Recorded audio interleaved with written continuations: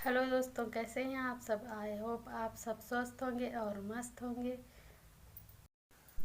अनन्या एक अच्छी लड़की थी, सुंदर और सुशील।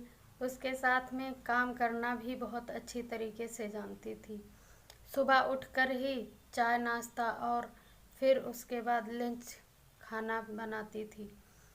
इतना सारा काम करती थी, फिर भी उसकी सास कभी उससे खुश नहीं रहती थी। सुनील ने अपने मनपसंद की शादी की थी। इस वजह से उसकी माँ उसे अपना नहीं पा रही थी। और एक दिन क्या हुआ, वो अपनी फ्रेंडों को घर पर बुलाई। अनन्या की सास ने अनन्या से कहा, आज कुछ सहेलियां मेरी घर पर आने वाली हैं, उनको बनाकर कुछ अच्छा खिलाना। उनसे तुम्हारी कोई शिकायत नहीं मिलनी चाहिए।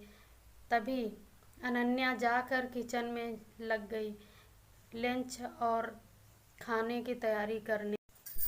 अनन्या भी चाहती थी कि कुछ अच्छा बनाऊं ताकि मेरी सास मुझसे खुश हो जाएं और जो रूठी रहा करती हैं वो हमसे रूठ कर ना रहें और हंसते खेलते रहें हम दोनों घर में, क्योंकि पति तो ड्यूटी के लिए निकल जाते हैं, फिर शाम को ही घर रिटर्न आते हैं। पर उसकी सास को अच्छा नहीं लगता था अनन्या के साथ। तभी उसके कुछ समय बीता। थोड़ी देर बाद उसकी सास की सहेलियां सब घर पर आईं। अनन्या ने बड़े ही प्यार से नाश्ता करवाया, उसके बाद लंच करवाई। तभी अनन्या की सास की जो फ्रेंड थी वो लोग तारीफ करने लगी अनन्या की। पर सास को यह बात कहाँ हजम होने वाली थी। उसको तो अच्छा नहीं लग रहा था, क्योंकि अनन्या की वो लोग तारीफ कर रही थी। तभी उसकी सास बोली, अरे ये तो कहिए इसे कुछ बनाना भी, इसको तो कुछ बनाना ही नहीं आता था। इसकी शादी के बाद हमने ही इसे सब सिखाया है। उसकी सास ऐसा बोल रही थी। तभी अनन्या को गुस्सा तो आया, फिर भी उसने कुछ नहीं कहा और जाकर वह अपने कमरे में लेट गई। फिर उसके बाद वो उठकर नाश्ता की शाम का और खाना बनाई। खाना बनाने के बाद में सुनील आया। सभी बैठकर खाना खाएं और सो गए।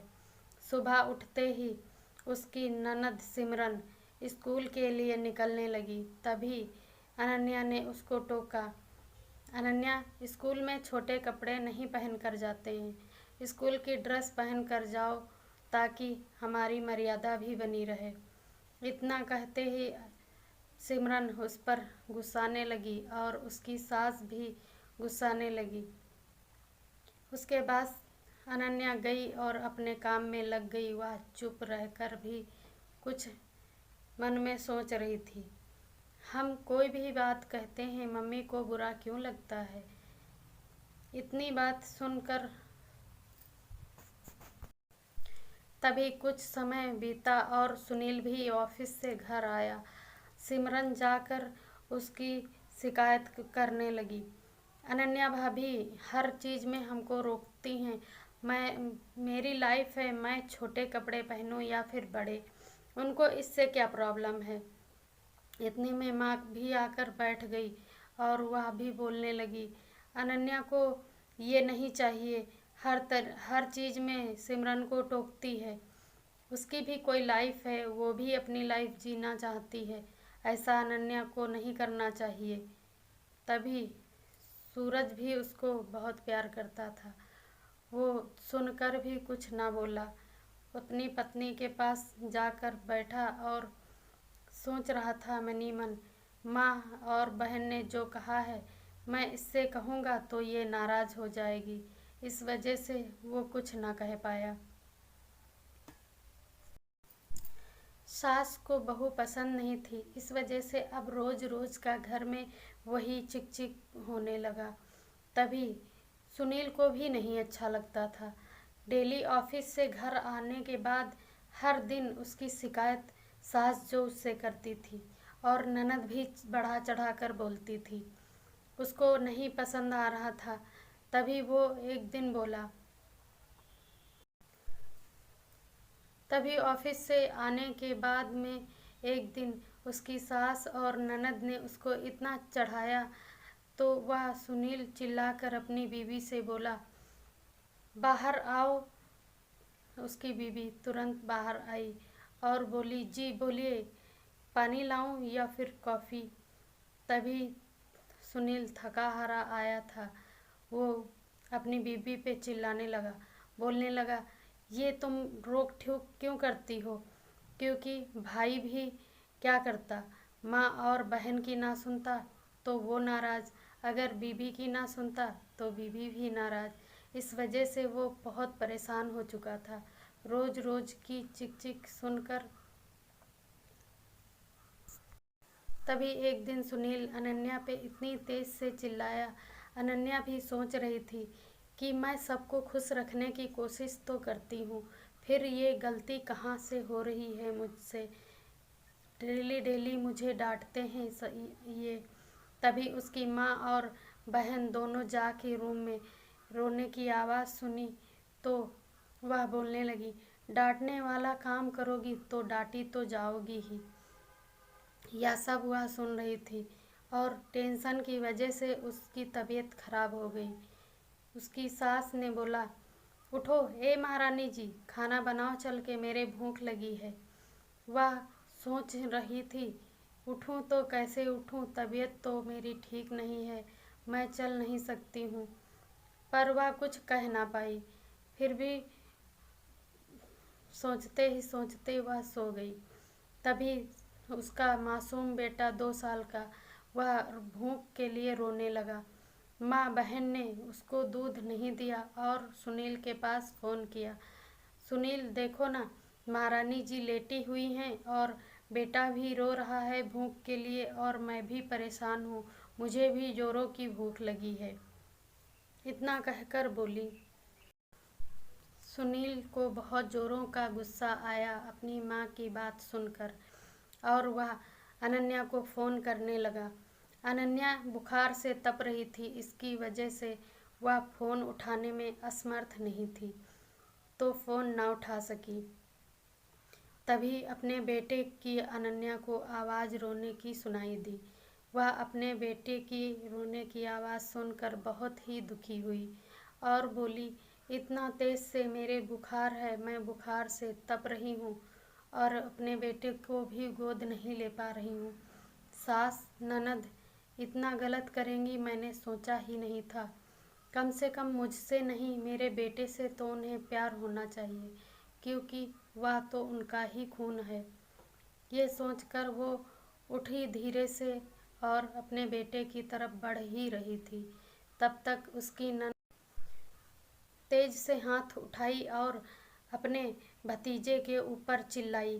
तभी अनन्या भी उसका हाथ पकड़ ली और बोली, ऐसा है, मैं तुम्हारी बातें और तुम्हारी माँ की बातें इतने दिनों से सुनती आ रही हूँ, पर अपने बेटे के प्रति एक शब्द भी नहीं सुन सकती हूँ।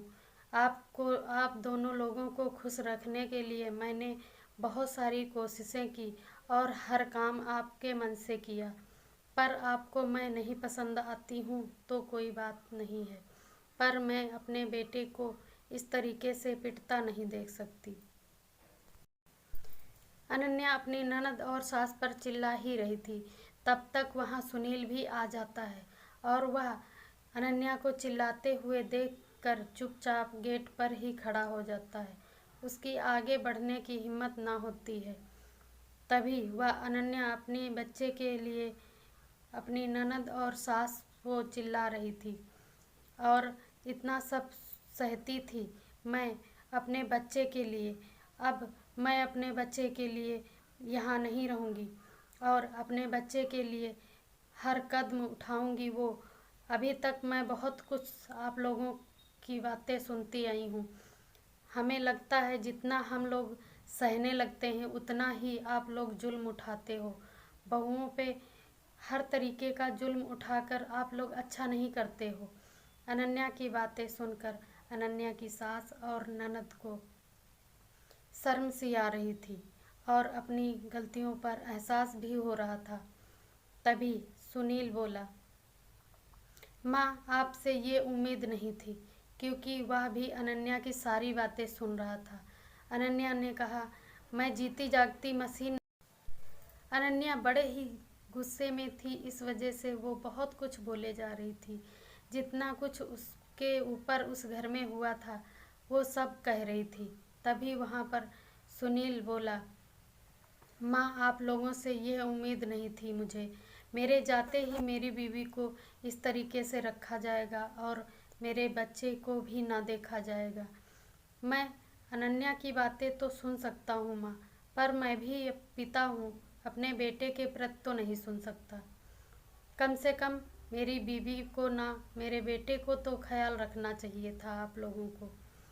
तभी उसकी माँ अपने बेटे से माफ़ी मांगने लगी और बोली, मुझे माफ़ कर दो बेटा।